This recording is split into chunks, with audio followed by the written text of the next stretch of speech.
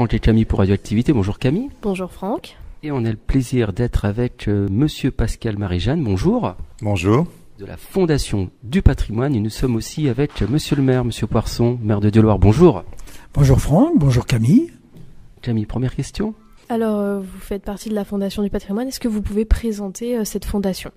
Comme je l'ai dit dans mon petit discours récemment, là, la Fondation du Patrimoine a pour vocation d'aider financièrement au relèvement, la restauration et l'entretien du patrimoine, particulièrement architectural. Bon, il y a d'autres volets qui sont beaucoup plus confidentiels, mais voilà, c'est l'essentiel de ce que nous faisons dans le cadre de la Fondation du Patrimoine.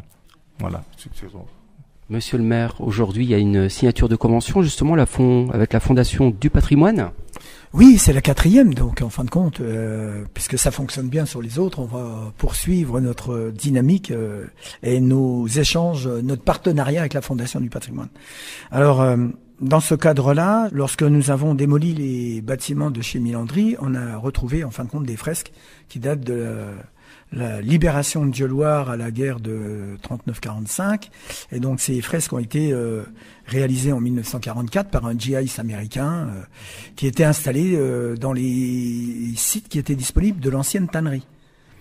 Il devait avoir un Américain qui était un véritable artiste, puisqu'il a dessiné des scènes de la vie sur tous les espaces qu'il a trouvés sur les murs au premier, au deuxième étage.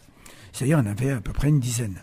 Mais qui font des tailles extrêmement importantes, puisqu'il avait peint avec les peintures qu'il avait pu trouver sur le site, et ça varie entre 2,50 m et 3 mètres au carré, quoi. Donc on s'imagine de la taille qu'il pouvait avoir, et c'est des scènes de la vie courante, scènes des GIs, scènes de music-hall, ou bien d'autres scènes de la vie américaine. Donc nous, on a été contactés aussitôt par l'INRAP, d'abord, dans un premier temps, qui est venu faire un diagnostic.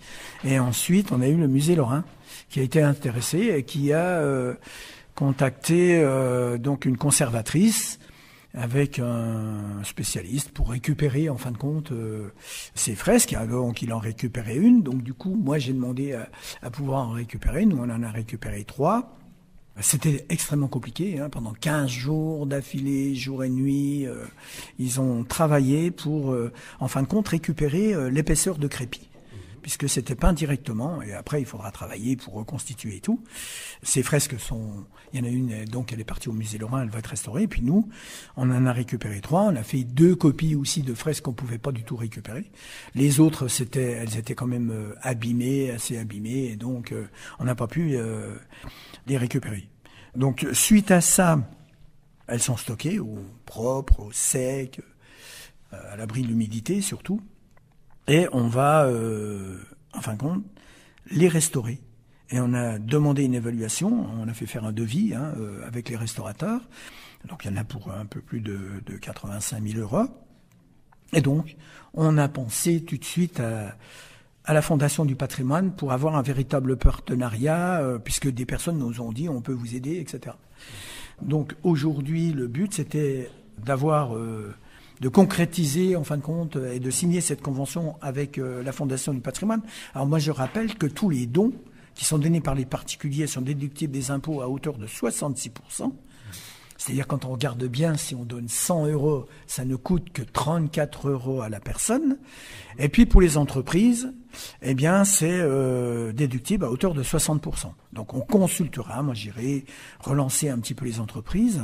Je vais pas hésiter. Donc, s'ils donnent 1 000 €, ça leur coûte que 400 €. Il faut quand même relativiser les choses. Alors, les pièces, une fois qu'elles seront reconstituées, restaurées, etc., on les exposera au musée communal et au musée de la base de Rosières-en-Haye, qui est en fin de compte de compétences intercommunales. Voilà un petit peu le projet tel qu'il va être. Alors peut-être qu'un jour on va décider de dire on en met une à l'accueil de la mairie, parce que elle a quand même un intérêt patrimonial de notre collectivité. Et donc si on pouvait un jour, quand on va avoir on aura une prochaine mairie, puisqu'on a bien un projet de reconstruire une nouvelle mairie, d'avoir un nouveau site. Eh ben, pourquoi pas mettre une fresque à l'accueil, à l'entrée de cette collectivité. Alors c'est la 4e convention du coup que vous signez. Il y a eu pour les tableaux à l'église, la crypte, Notre-Dame-des-Airs actuellement et maintenant les fresques américaines. Qu'est-ce que ça apporte pour la commune et pour les habitants de faire ces restaurations ? Le but, c'est quand même de sauvegarder et de mettre en valeur notre patrimoine historique. Alors, les tableaux, c'était du 18e, 17e et 18e siècle. Quand on regarde la crypte, c'est depuis, en fin de compte, le 12e siècle, avec des structures, des statues qui ont été du 16e, 17e, 18e. Donc c'est bien de les mettre en valeur, de montrer notre histoire, parce que c'est quand même extrêmement important. D'autant plus que si on va beaucoup plus loin, c'était Scarpone, 200 ans avant Jésus-Christ, c'est plus de 2000 ans d'histoire, etc. Donc Dieulouard a quand même une histoire qui a été très très longue. Et puis Notre-Dame-des-Airs, c'est quand même un monument qui a été construit juste après la Première Guerre mondiale. Donc là, on a une trace de la Première Guerre mondiale, une trace, et on aura une trace de la Seconde Guerre mondiale pour notre commune. C'est quand même important pour notre population et même pour nos enfants, pour le devoir de mémoire. Tout à l'heure, vous avez dit que si les donateurs ils étaient invités, comment il faut faire ? Il faut aller sur Internet, il faut venir en mairie de Dieulouard si on veut donner ? Tous les moyens sont bons. Hein. Moi, je vous le dis. Voilà, on me croise dans la rue, on veut me donner, il n'y a pas de problème, je prends. Alors, on aura des petits bulletins qui vont être à l'accueil de la mairie et installés dans d'autres endroits, hein, comme par exemple à l'Office du tourisme à Pont-à-Mousson.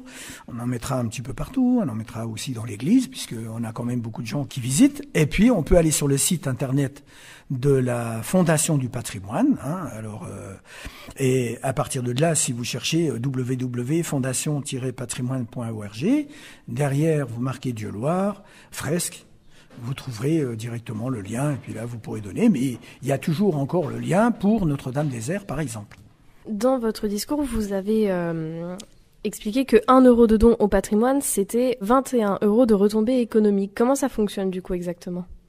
C'est-à-dire qu'en fait, c'est suite à une étude qui a été menée, qui a montré que quand on investissait 1 euro, donc les retombées économiques, dans la mesure où, à partir du moment où vous faites intervenir des entreprises privées et autres, donc vous générez justement du travail. Qui dit du travail dit des emplois, qui dit des emplois, etc., etc., quoi.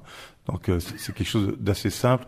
Et il est vrai que le patrimoine a un écho quand même relativement important justement auprès de nos concitoyens.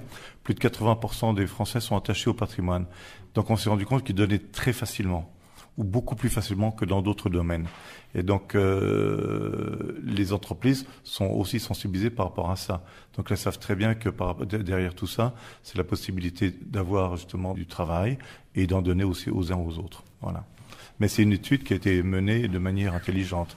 Donc en fait, c'est 1 euro égale 21 €. C'est pas sorti comme ça simplement. Voilà, merci. Merci beaucoup à vous. On rappelle signature de convention entre la mairie de Dieulouard et la Fondation du patrimoine. Merci beaucoup à vous. Au revoir. Au revoir. Merci beaucoup. Au revoir Franck, au revoir Camille, à très bientôt.